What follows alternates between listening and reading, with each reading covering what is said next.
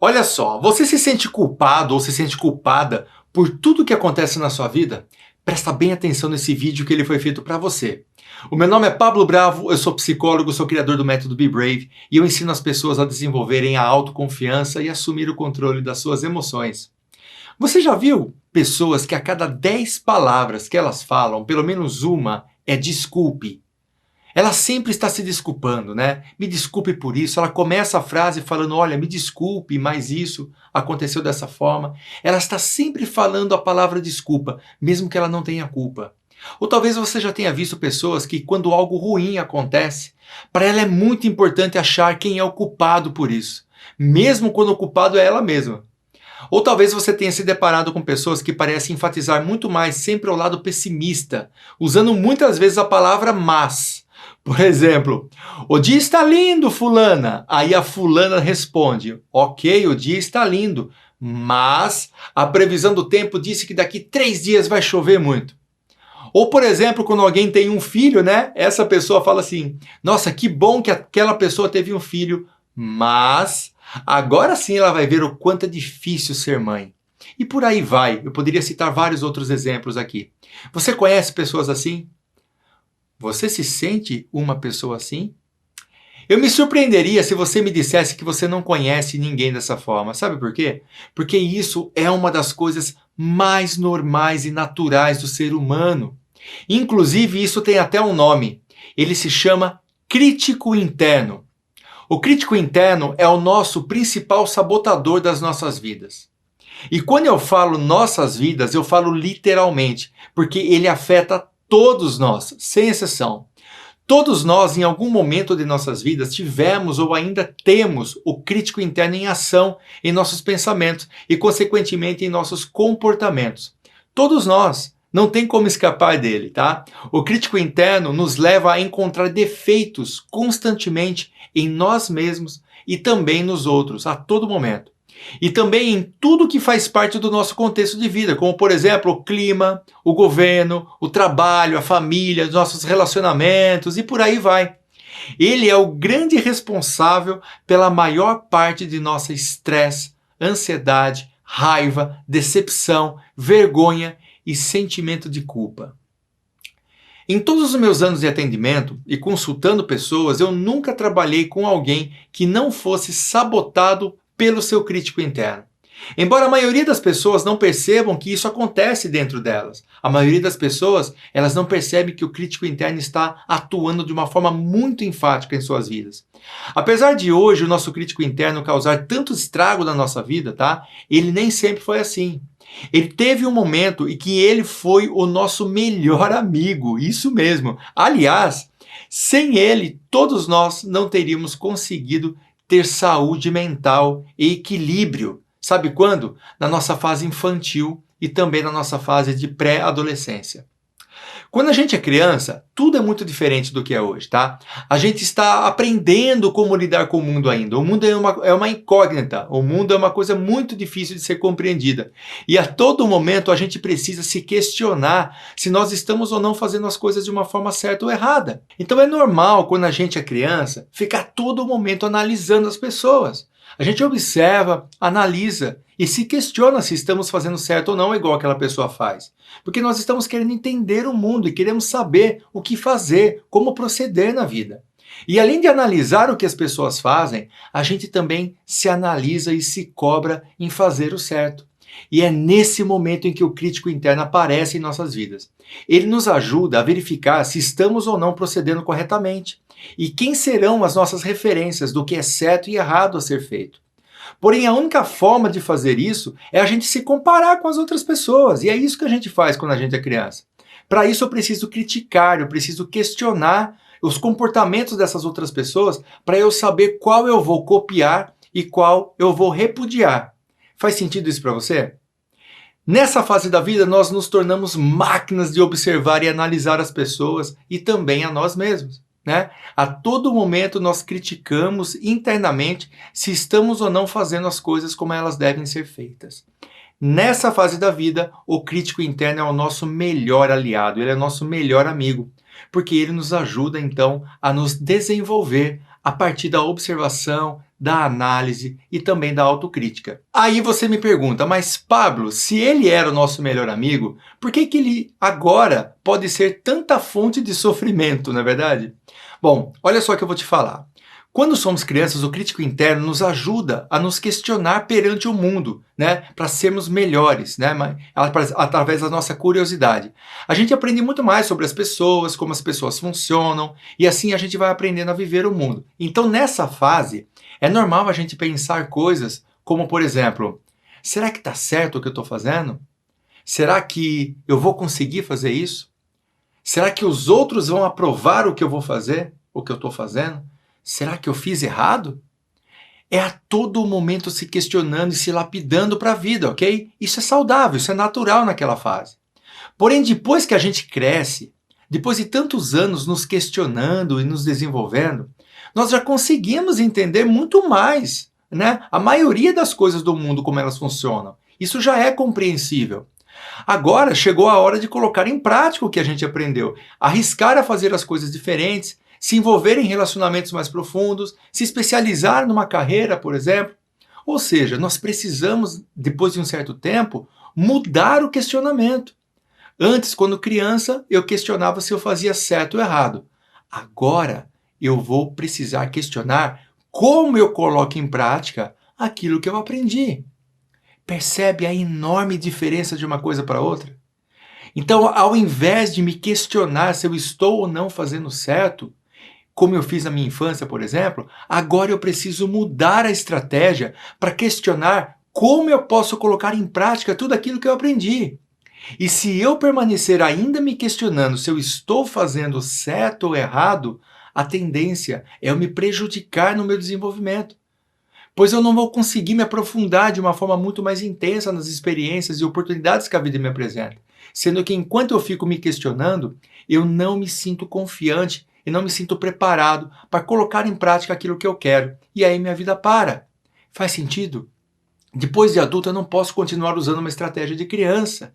E é por isso que o nosso crítico interno deixa de ser o nosso melhor amigo para ser o nosso pior inimigo. Olha que interessante isso, não é verdade? Olha agora, quem é o nosso melhor amigo, por exemplo, quando nós estamos dentro da barriga das nossas mães no processo gestativo? O cordão umbilical. É através do cordão umbilical que a gente consegue o alimento. É ele que nos alimenta, é ele que nos fornece oxigênio, é ele que nos mantém vivos. Porém, depois do nascimento, ele tem que ser descartado rapidamente. Pois depois que nós nascemos, ele não é mais o nosso melhor amigo. Na verdade, depois do nascimento, se ele não for descartado rapidamente, nós podemos até mesmo morrer. O que faz dele o nosso pior inimigo.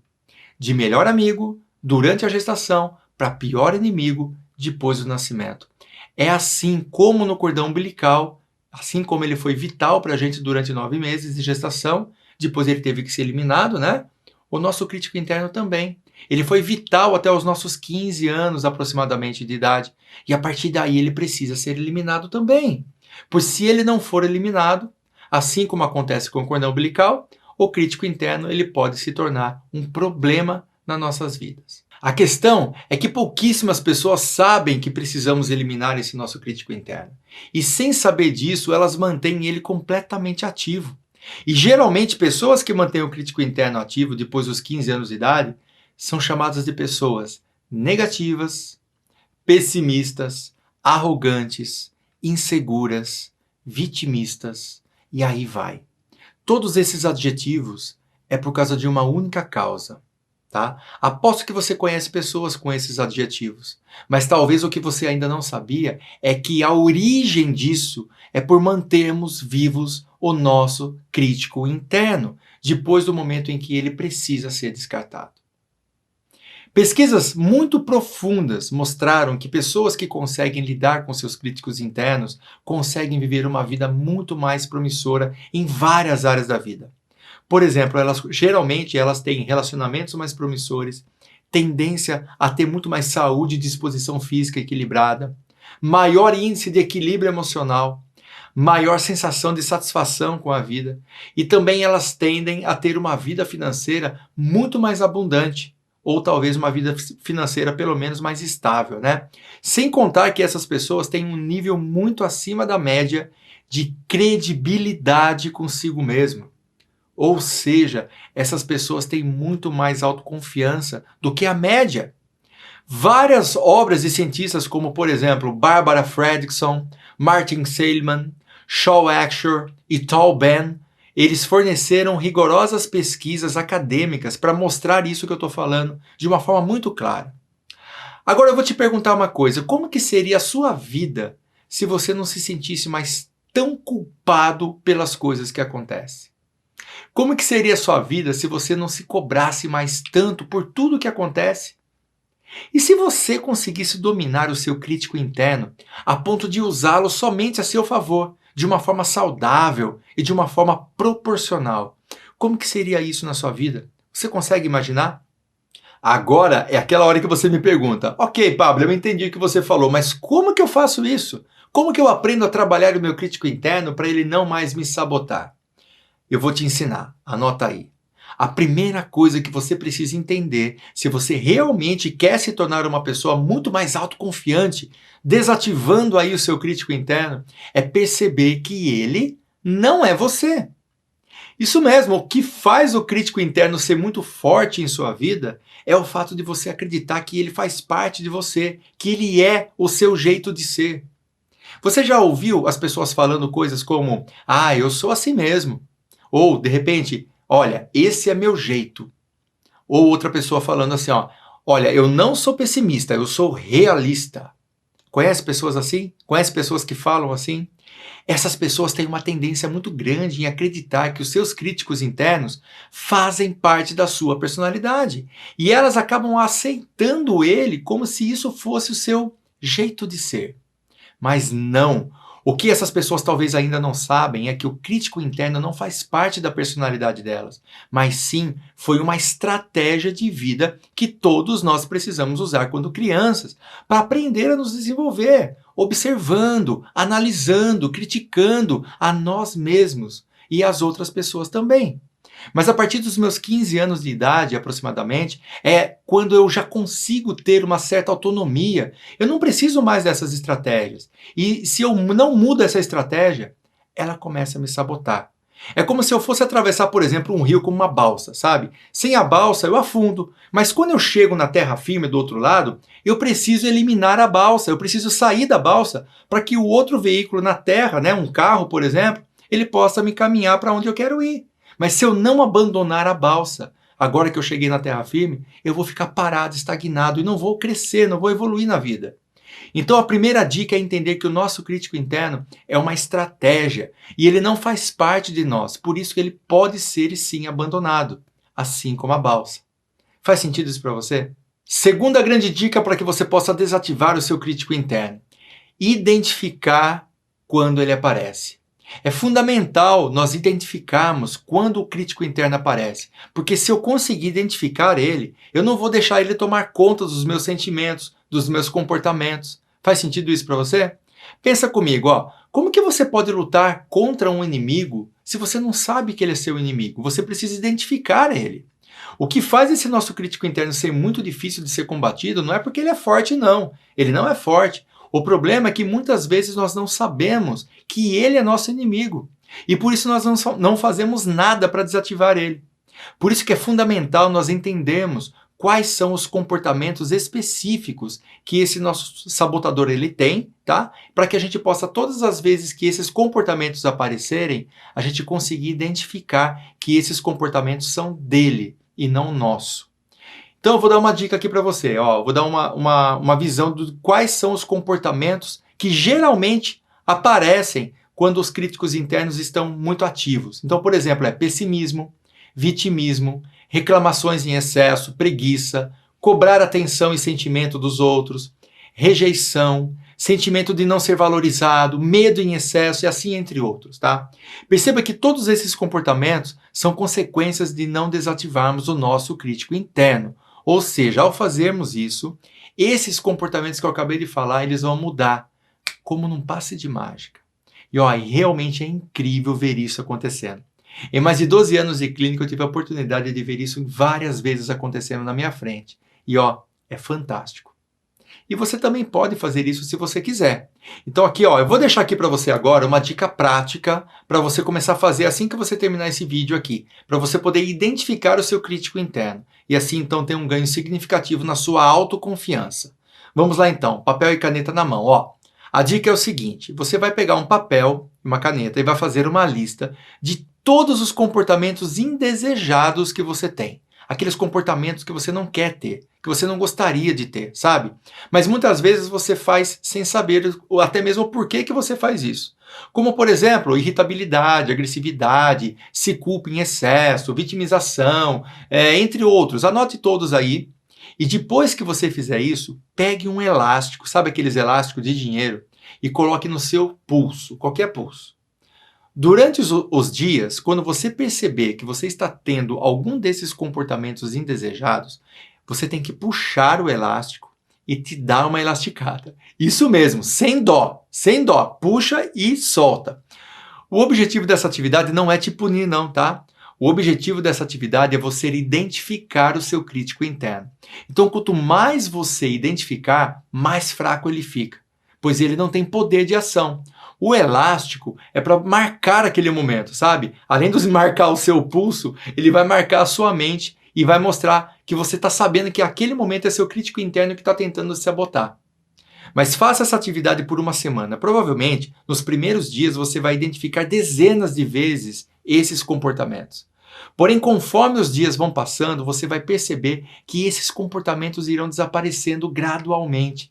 E assim você vai desativando aos poucos o seu crítico interno. E com certeza você vai ter melhoras consideráveis em sua autoconfiança e, consequentemente, na sua qualidade de vida. Faça então por uma semana e depois que você fizer, me conta, que eu quero muito saber como que foi. Eu vou ter o prazer de saber que, assim como centenas de outras pessoas que eu tive o prazer de treinar, de atender, você também melhorou a sua vida aí com uma prática tão simples.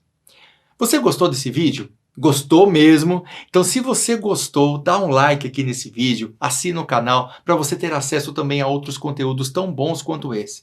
E se você realmente quer que outras pessoas tenham acesso a essa informação que você acabou de ter aqui, pegue o link desse vídeo e envia para essa pessoa através das suas redes sociais.